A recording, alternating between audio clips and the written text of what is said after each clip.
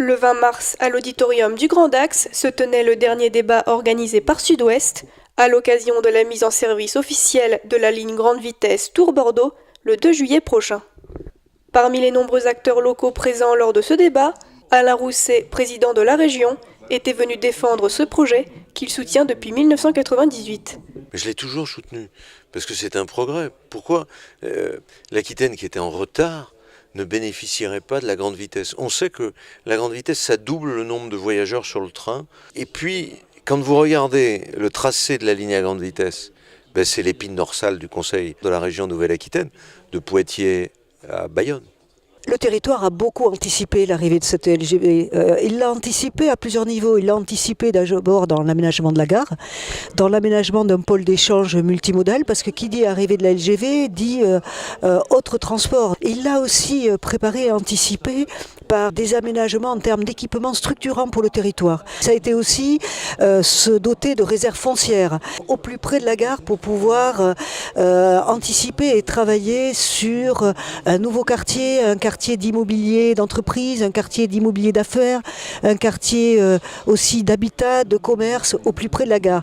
La nouvelle ligne réduit en moyenne le temps de trajet d'1h20 pour les liaisons des villes de la Nouvelle-Aquitaine vers ou depuis Paris, une aubaine pour la région qui attend déjà de nouveaux visiteurs et parmi eux de nombreux curistes d'Île-de-France qui viendront se ressourcer à Dax plus facilement.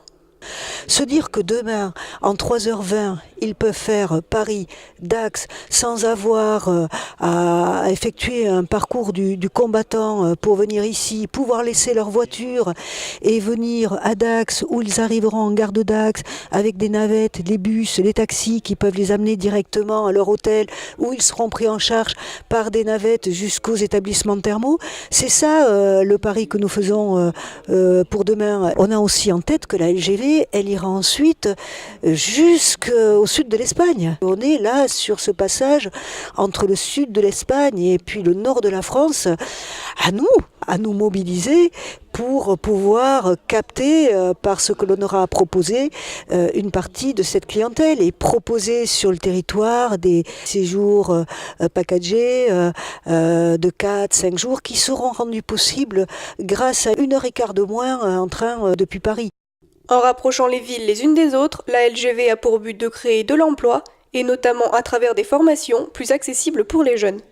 Si la France veut redresser son appareil productif et faire diminuer son chômage, il faut d'abord qu'on forme les jeunes aux nouveaux emplois, du numérique aux emplois techniques dans l'industrie aéronautique ou dans d'autres entreprises, aux emplois de santé ou de la parasanté autour du thermalisme par exemple. Aujourd'hui, vous avez beaucoup d'entreprises qui me disent « je n'arrive pas à recruter ». Pas simplement le technicien dont j'ai besoin, mais aussi l'ingénieur.